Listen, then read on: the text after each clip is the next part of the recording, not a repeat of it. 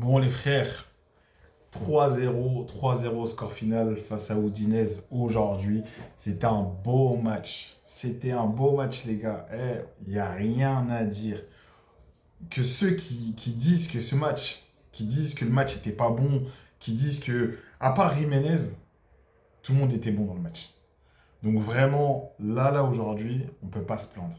On a eu du bon jeu, on a eu des transitions rapides, on a eu des beaux buts, on a eu de l'intensité, on a eu de la solidité défensive. Même si le goal avait rien à faire, hein, pour le coup, là, c'est une promenade de santé pour lui.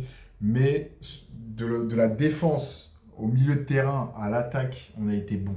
Comme je vous dis, le seul point négatif, malheureusement, encore une fois, c'est Santiago Jiménez qui a loupé un face-à-face qui était presque immanquable. Après, voilà, je peux comprendre qu'il le loupe, il tire directement sur le gardien, il y avait un défenseur sur lui, il était un peu excentré. Voilà, c'est pas l'action non plus immanquable, mais en fait, ça commence à peser petit à petit. En fait, c'est ça, c'est l'accumulation. L'accumulation. Et en fait, on se pose la question, on se demande vraiment quel est le problème avec lui. Quel est le problème avec lui? À voir. Mais dans tous les cas, aujourd'hui, ça a été un beau match. C'est un très très bon match. C'est un des plus beaux matchs de ce début de saison que j'ai pu voir, hein. Alors oui, c'est face à Udinese, mais en termes de fluidité, pareil, ils n'ont pas vu le jour. Ils n'ont pas vu le jour, ils n'ont pas vu la lumière. Il n'y avait presque aucune attaque qui était dangereuse de la part d'Udinese. On les a vraiment cadenassés. Et je vous dis, je suis persuadé, hein, que la recette de tout ça se trouve dans le milieu de terrain. Le milieu de terrain, il est trop solide. Les gars, le milieu de terrain, il est trop solide. Et je vous le dis, hein, je vous assure, ceux qui disent, ouais, pourquoi Fofana, il est titulaire à la place de Richie, nanani, nanana, je comprends le mécontentement. Voilà, Richie, c'est un natif, c'est un Italien, il a le beau jeu. Je comprends. Mais je vous assure, hein, que dans ce milieu de terrain, il nous faut un mec comme Fofana qui part au charbon. Et c'est en fait son rôle, et je pense que Allegri a très bien compris, c'est que Fofana, il part au charbon, les gars. Il part au charbon. Il part au charbon. Alors oui, des fois, il est imprécis tactiquement, techniquement, il est imprécis, tout ça, etc. Mais c'est pas ça qu'on lui demande. Ce qu'on lui demande, c'est de faire des sacrifices et surtout un travail de l'ombre. Et dans ce travail de l'ombre-là, il est bon. On peut pas dire qu'il est pas bon. Il est bon. Dans ce travail de l'ombre, il est très bon. Et je vous dis la vérité, moi je suis pas mécontent du début de saison de Fofana. Il commence à prendre en vitesse, en puissance au fur et à mesure. Et surtout, et comment parler du milieu de terrain sans parler de Rabiot? Les gars, Rabiot, moi, on m'avait pas dit qu'il était aussi bon que ça. Je ne savais pas, je le voyais un peu à la Juve. Je savais qu'à la Juve, ah, ça allait, il y a eu un démarrage compliqué, mais Marseille, les Marseillais, pourtant, ils m'ont prévenu, ils m'ont dit, ouais, Rabiot, meilleur joueur de l'année dernière. Je dis, ah, vous êtes sûr quand même?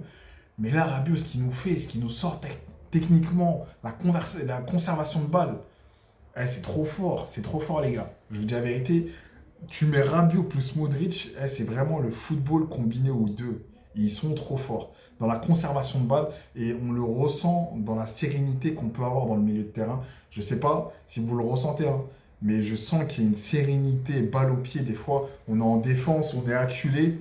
Au lieu de jeter le ballon comme ça, comme on aurait pu faire il y a quelques temps, tranquille, on fait un petit passement de jambe, un petit crochet, et le ballon il circule, on n'a pas besoin de s'affoler. On n'a pas besoin de s'affoler, après on provoque la faute, on gagne du temps, truc. Non, vraiment, le milieu de terrain il est trop bon. Et après, pareil, hein, pour moi, homme du match, dans tous les cas, c'est Pulisic, hein. Pulisic, gros match, hein. Très très gros match.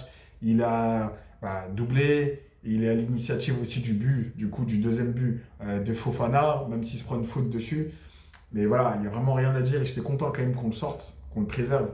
Parce que mardi, il y a quand même la coupe qui arrive. Après, voilà. Dites-vous simplement que cette équipe-là, elle joue sans Léao. Maintenant, moi, je me pose une question. Est-ce qu'on joue mieux avec Léao ou sans Léao? Je ne sais pas. Je ne sais pas si on joue mieux avec ou sans. Mais vraiment, vraiment, quand je vois l'état d'esprit des gars là, j'ai l'impression que c'est vraiment la gagne. J'ai l'impression que cette année, c'est vraiment ça qu'ils cherchent. Parce que c'est fluide. Et pareil, Salmakers, on peut dire ce qu'on veut. Il a fait des retours de ouf. Pour moi, il est sur la photo finale, hein, Salmakers. Il est sur la photo finish.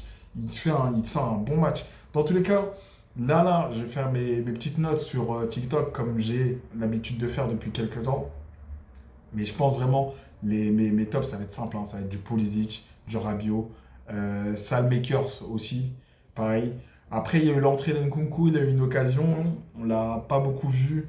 Voilà, il vient petit à petit, s'instaure petit à petit. J'aime bien aussi le fait que Allegri il fasse rentrer des petits nouveaux, hein, comme De Winter qui rentre en jeu.